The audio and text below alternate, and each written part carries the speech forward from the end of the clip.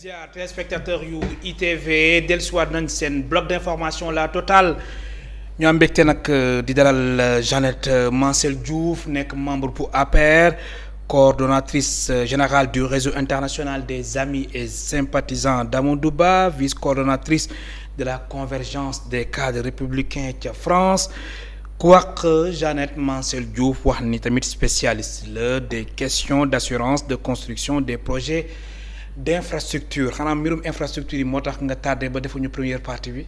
infrastructure yu ñuy gis ci dëkk bi. waaw am na ci évidemment incidence. parce que xam nga ñu ngi defar projet BRT bi. gis nañ ne presque phase de livraison mu am ay événements yu amoon fii Sénégal événements yooyu nag tax na ba la livraison a été retardée. Et d'ailleurs le BRT je pense va être livré fin décembre. Donc xam nga ak embouteillage. Le 27 incha allah comme ni ko ministre des infrastructures des transports terrestres et du désenclavement mu Mansour Faye waxee dem. tout à fait tout à fait. man lay nuyu Jeannette. maa ngi lay fay El Hadj. alors Jeannette comme ni ma ko waxee léegi très rapidement comme première partie yi dafa la fekkoon ci embouteillage yi yow yaay coordonnatrice générale du réseau international des amis et sympathisants d'Amadou Ba ku wax élection présidentielle aussi wax. diaspora bi nekk lu am solo est-ce que d'abord mën nañu wax ni la diaspora est un cœur à prendre. Évidemment la diaspora est un cœur à prendre et justement tout l'enjeu de l'élection se joue également à ce niveau-là. kon diaspora am na boobule taxawaay ci élection présidentielle yan enjeu moo fa am. Bon parce que enjeu yi fa nekk mooy fa mos a nekk toujours depuis ba ko président joxe gëdd boobu muy 15e région diaspora dafa susciter benn enjeu bu important ci élection ndaxte depuis la diaspora ci la ñuy am benn lecture ci déroulement élection yi ci surtout bu ñuy joxe victoire comment dire surtout bu ñuy joxe résultat élection yi dinañu am une lecture.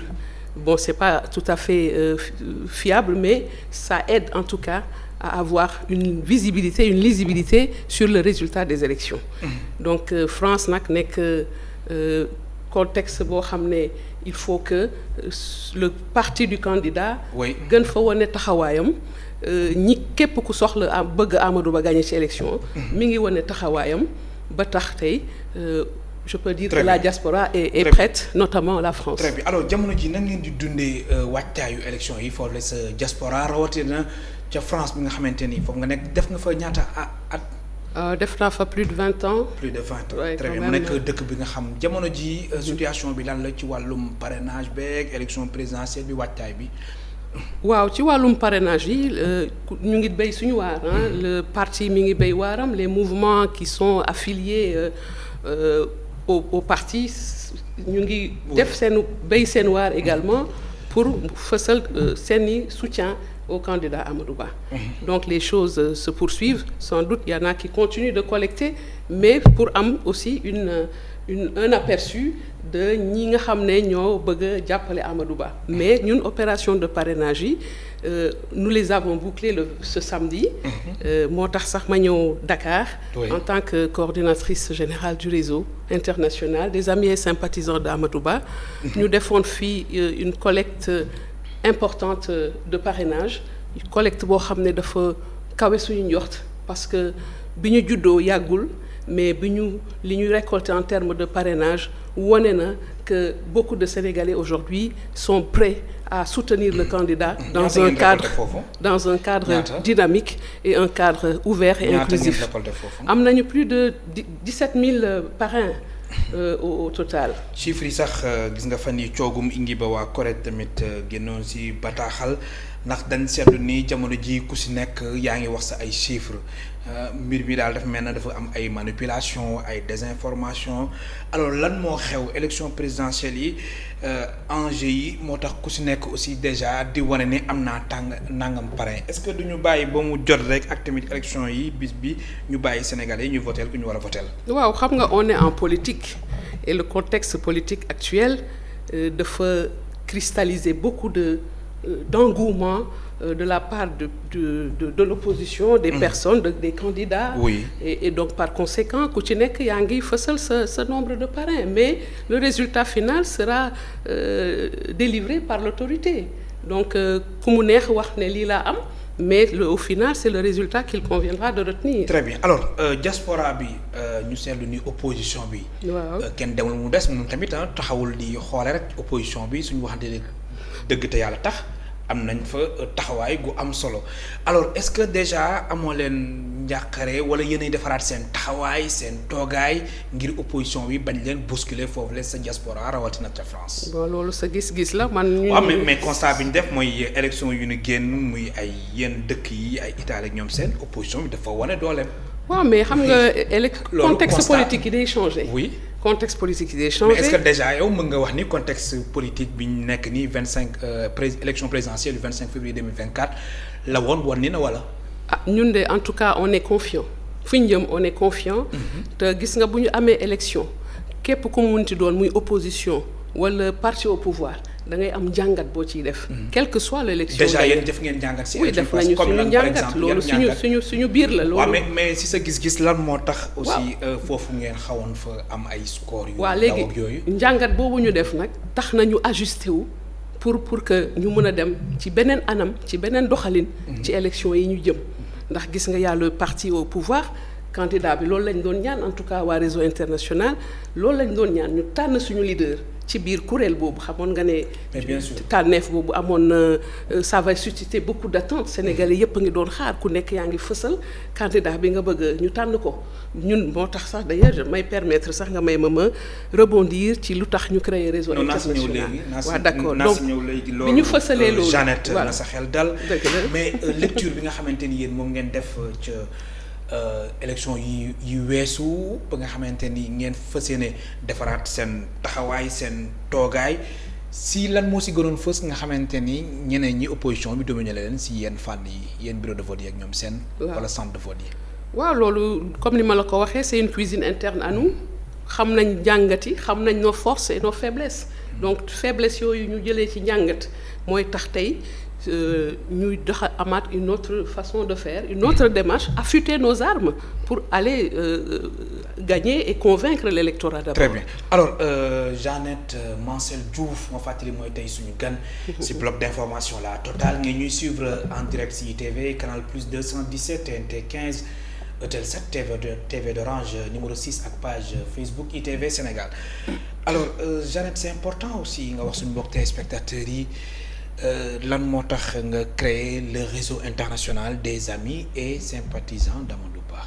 alors c'est une question. question bi dafa mel ni dafa la neex de. waaw neex na ma trop parce que dama ci bëgg a. da ngay bañ daal ñu sonnal que diaspora bi wala. non c'est une occasion également de peut-être faire une publicité pour le réseau dont je suis la coordinatrice. non mooy fi publicité du la ko baal. yaa ma pose question bi de non publicité du la ko baal. amul xaalis bu ci daan non réseau international bi lan moo tax ngeen créé ko. alors li tax ñu créé ko je pense que. déjà nga nekk membre APR est-ce que jaroon na ngay créer réseau. waaw parce que est-ce que déjà yow waa APR ñoom accueillir nañ réseau bi ci biir. alors posé nga ma laaj nga ma ñaari question. oui mais question directe bu ma la mujj posé. bon accueillir nañ ko ou pas je me suis pas posé la question. waaw mais c'est important aussi déjà parce que ñoom itam dañuy dem ci. dañuy jàppale candidat Amadou Ba. oui mais c'est important yow déjà nga xam sa réseau bi. nekk nañ ci biir APR Alliance pour la République lan la réseau bi xatu fa wala xat na fa. non mënu fa wala yaatu fa. mënu fa xat parce que ñoo bokk fañ jëm te lépp luy dooleel. candidat bi dañ ko war a nangu. donc ñun ci dooleel candidat bi lañu taxawaay boobu lañu am. donc xam nga ci politique y a pas que le parti politique boo xam ne qui est un cadre d'expression ou de soutien au candidat. Il y a des mouvements de soutien loolu ci pays yëpp am nañ ko les mouvements de soutien qui sont aujourd'hui un écosystème boo xam ne dafa am plus-value ci appareil politique bi nga xam ne candidat bi fa la bokk. donc man seetuma ndax am nañu jiixi jaaxa suñu diggante mais on a un cheminement en bonne intelligence parce que te comme yéen a ñoo ngi bokk si. ñu ngi ci cheminement boobu ci dynamique unitaire boobu lañ nekk parce que amul sens réseau international pour soutenir le candidat Amadou Ba di dem di faagaagal li nga xam ne fa la soqe ko parce que quoi qu'on dise le candidat fait partie d'un appareil politique et il faudrait respecter quand même très bien cadre boobu alors réseau international bi très rapidement lan la jot a def ba nga créé ba léegi alors jot na def lu bëri alors dama lay contextualiser li indi sax li indi très rapidement li tax ñu créé ko xam nga bi président ne dootul jongante mu war a tànn ku koy wutu il y a eu au sein de notre parti ñoo xam ne dañu fasaloon seen bëgg nekk candidat bi ñu demee ba xam ne président aussi vous avez vu l'attente était longue ku nekk yaa ngi xaar président certainement mi ngi doon xool la situation parce que aussi dafa am njàngat bu mu war a def ci population bi du xëy na bëgg-bëggam la jiital mais dafa am une lecture de la situation politique au Sénégal il a écouté les Sénégalais il a entendu les Sénégalais te ñun xam nga politique dafa laaj un peu d'audace man je suis vrai je fais partie d'un parti politique mais j'ai de l'audace en politique tout comme mes pères aussi avaient bien sûr mais président Macky Sall lu mu yéex a wax ni du bokk troisième mandat maanaam du présenté wu est-ce que du pression bi moo bëri woon moo tax moom mu bàyyi ba mbir mi xaw a jege lool mu ni moom vraiment du bokk ci élection présidentielle du 25 février 2024 est-ce que du pression populaire coow li bëri woon na peut-être il y a eu la pression parce que c'est pas évident parce que ku nekk bëgg ne mën a mais ñun en tant que militante membre de l'APR ma am sama préférence ci biir parti bi sama préférence je pense que nëbbuma ko mooy Amadou Ba ñëpp xam nañ sama cheminement ak moom depuis 2017 ci élection législative ànd ak moom également ci élection 2019 donc il était bon à mon niveau en tout cas depuis Paris ma joxe un signal pour dire au président qui est en train d'étudier parce que le président est très intelligent et donc il a une lecture il s'est fait une opinion de la situation et du choix des Sénégalais mais justement yow déjà da nga amoon benn confiance gu bëri gu nekkoon si yow da nga jàppoon Amadou Ba la ndax même avant président Macky Sall di ko tabb yow gisoon nañ la à travers les réseaux sociaux entre autres nga ni Amadou Ba waaw parce que fan nga ko tegoon c'est une lecture objective de la j'ai fait une lecture factuelle de la situation politique xam nga bi mu nee bokkatul ku nekk yaa ngi xool may suivre sama leader di xool le comportement politique les missions les charges qu'on lui donne ma gis ne président daf ko jox confiance malgré que il y a eu d'autres supputations peut-être mais man dama topp sama ligne de conduite avec conviction et fermeté que le président de la République Macky Sall ne va jamais se tromper sur le choix de cœur est idéal pour le Sénégal et man ligne de conduite boobu rek laa jàpp mais c'est venu comme ça je me dis sama candidat de choix la donc naa ko fësal am na ñoo xam ne ñu ngi woon ci biir parti bi fësal yeneen choix donc du coup dañoo jouer gagner et donc looloo tax mais déjà coow li nga xamante ne moo amoon fan yi ci wàllum parrainage bi diggante coalition Benno Bokk Yaakaar ak coalition Diao 2024 bu Mame Boye Diao ak coalition Dionne 2024 bu Mahammed Boun Abdallah Dionne am ñenn ñi nga xamante ne ñoom dañ nekk ci coalition Diao 2024 xëcc ay parrainage jox ko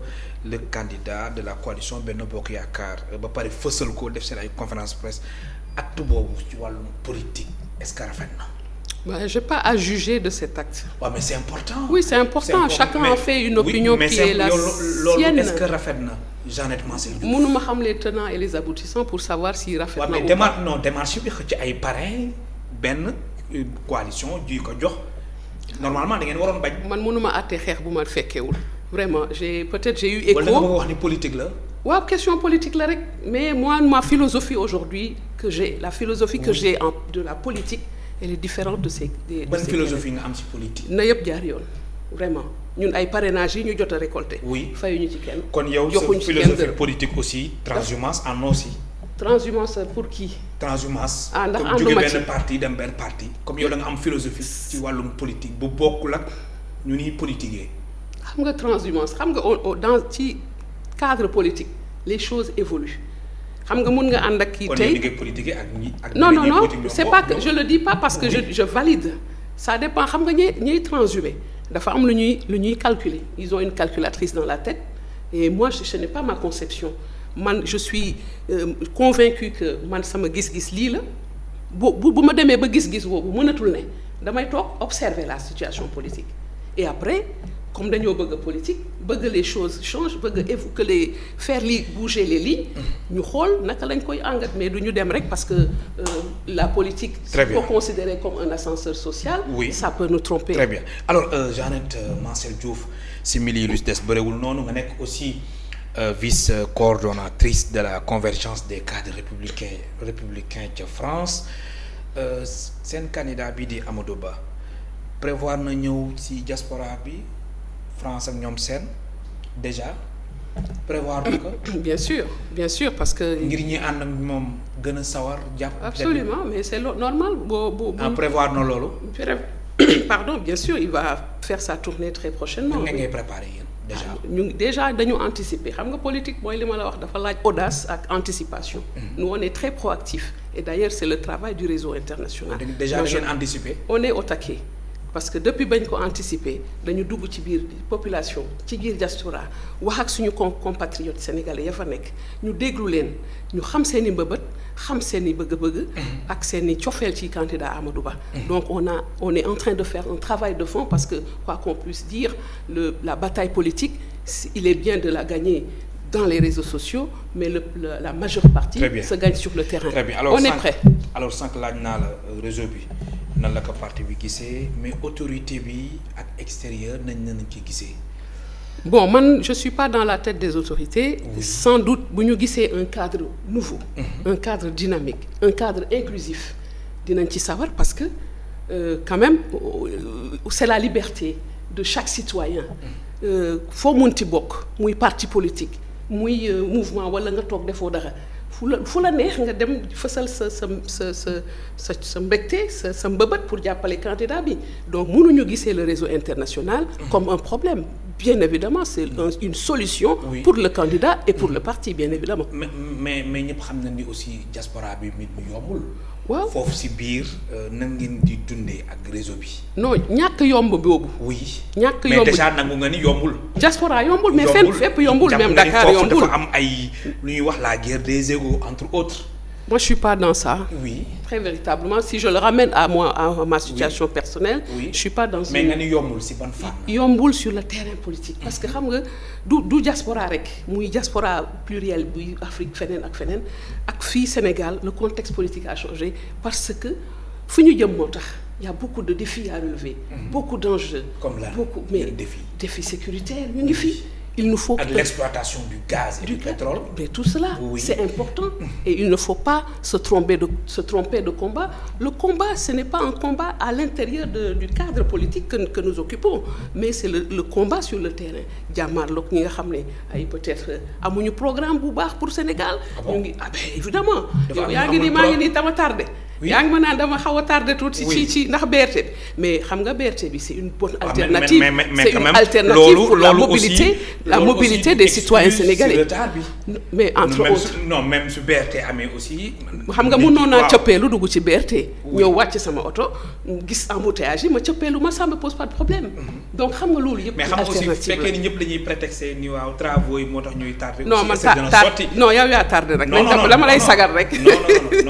non Jeannette ba nga fi ñëw 18h37 moo. waaw embouteillage la. mais d'accord nga ni yow yaa tardé. waaw ma tardé. Très bien. Non je n'aime pas mentir hein. Oui, voyez-vous. Jeannette Mancel Diouf mooy tey suñu gan si bloc d'information la Total lu ñu desee si ay simili bëriwul alors réseau bi dafay nekk nii ba février 2024. Après février 2024 lan ngeen di def. fu ñu. fa la yem wala fa la yem. déedéet ñun dañu am vision nit da ngay am politique di am vision. mais bien sûr moo tax ma bëgg a xam après février 2024 lan ngeen fas yéene def. mais bañ fa yeggee incha allahu rabi yàlla dinañu jox ay xalaat ay xel. man ku ma ne woon dinaa toog ba xalaat réseau international. Oui. man dama toppoon rek gis ne war naa jàppale Amadou Ba ma woo ay nit ñu toog la réflexion c'est vrai elle était et j'ai partagé la réflexion mu am ay adhésion yu bëri ñu togg ko càmbar ko daal di ko fësal ñu am ci ay adhésion en un temps record de beaucoup de gens qui nous ont rejoints. très bien alors sànq juñu nga ko c'est vrai amoon na ñeneen ñu nekkoon biir APR ñu bëggoon aussi nekk ay candidat mais yow particulièrement lan mooy particularité bi nga choisir Amadou Ba sànq da nga ko juñu mais Amadou Ba si boppam lan moo tax nga choisir ko lan moo tax choisir ko Aly Ngouille Ndiaye Mahammed Boun Abdallah Dionne Aly Ngouille ak ki nga xamante ni moom Mame Boye Diao entre autres très rapidement. J'allais poser une question un peu terre à terre xam nga bëgg doo ko justifier. Oui. Moi c'est mon candidat, c'est mon leader. Je vois tout en lui, tout d'un homme d'État. Il a la posture, il a la vision parce que c'est aussi un des concepteurs du plan Sénégal émergent. Oui. muy téere bi nga xam ne fa la ñuy sukkandiku. Très pour bien gën a continuer di développer Sénégal. très bien Jeannette simili yi jeex na maa lay gërëm baax di la sant. yow sa affaire bi naa ne prochaine fois di nga mën a teel a ñëw. non ndax soo teeloo ñëw ñu def première partie. mais da nga tardé non Sénégal la nag yéen da ngeen di wax ñii di toj BRT ak ñoom seen ñu bàyyi di toj BRT yi. et puis on va continuer gis nga bu Amadou Ba jëlee pouvoir. On va encore enrichir les choses on va encore améliorer la mobilité gis nga BRT bi mi ngi ñëw. c'est très important. am na solo circulation yi aussi. très bien dinañ ko gën a réguler. maa lay gërëm baax di la sant mu nekkoon Jeannette Mancel Diouf membre de l'APR coordonnatrice générale du réseau international des amis et sympathisants d'Amadou Ba vice-coordonnatrice de la convergence des cadres républicains ca France mu nekkoon tey suñu gan ci bloc d'information La Totale publicité après ñu dem xibaar yi ci français ak Aïssata Ndiaye Fall jaa ngeen jëf.